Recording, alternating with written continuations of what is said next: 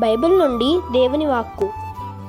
దాని యొద్దకు పోవు వారిలో ఎవరునూ తిరిగి రారు, జీవ మార్గములు వారికి దక్కవు.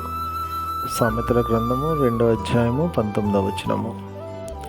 దేవుడు ఈరోజు తన యొక్క వాక్యం ద్వారా మనతోటి చేస్తున్న హెచ్చరిక ఏంటి అని అంటే, మనకి జీవితంలో మనము నడిచే ప్రతి మార్గము, మనము చేసే ప్రతి పని, మనము దేవుని కలిగి మన యొక్క జీవితంలో మనము ముందుకు సాగాలి.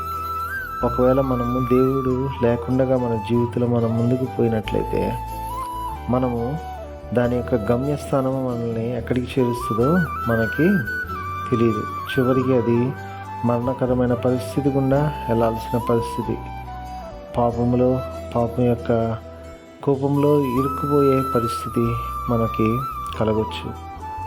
ఆ యొక్క మార్గము మనకి జీవ మార్గము దక్కకుండా ఉండే విధంగా అయిపోవచ్చు. అది మన జీవితంలో మనకి సరైన మార్గంగానే ఉండవచ్చు, కానీ దేవుడు లేకుండా మనము ప్రయాణిస్తుంటే దానివల్ల మనము దేవుని కోల్పోయి ఆ యొక్క జీవ మార్గాన్ని మనము పోగొట్టుకుంటాం. కాబట్టి దేవుని యొక్క వాక్యం హెచ్చరిస్తున్నట్లుగా దేవుని కలిగి మనము జీవించాలి. అప్పుడు దేవుని యొక్క కృపను పొందుకొని ఆ యొక్క జీవ మార్గంలో మనము వెళ్ళి ఆ యొక్క నిత్య జీవాన్ని మనం దక్కించుకోగలుగుతాం.